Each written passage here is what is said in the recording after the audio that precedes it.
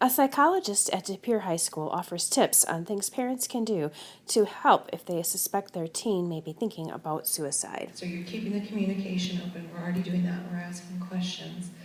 But you want to be very direct in how you do that. So it may be a conversation of, do you feel suicidal? And don't be afraid to use those words because they're very important. If you ask, are you thinking of hurting yourself? Or people will say no. Because you didn't ask them directly. Are you thinking about killing yourself? Are you thinking about taking your life? And you want to know, if that is the case, what type of plans they have. Sometimes they'll say, oh, no, I just don't want to be here. I don't want to be here anymore. Sometimes in real small children you'll hear, I don't want to be in this family anymore. A lot of teenage parents probably hear that all the time. But these are key factors to be listening for. Hopelessness is very important as well. So you want to be asking about that directly. Do you feel hopeless? A lot of suicides occur within minutes of someone expressing or having suicidal thoughts.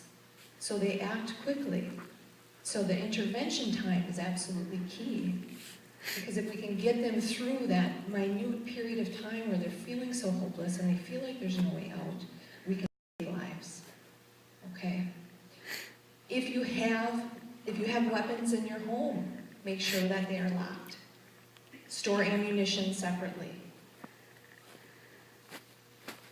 People using weapons on themselves to take their lives is very common. It is the most common way.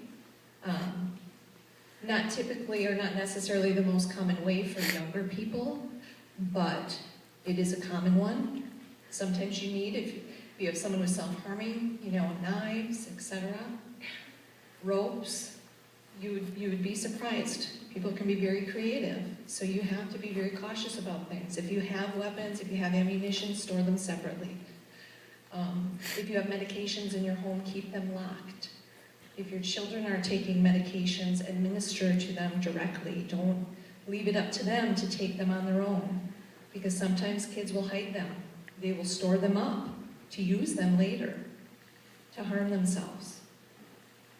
And unfortunately, back to the drug issue, a lot of times kids are taking medications from the home to sell or to use.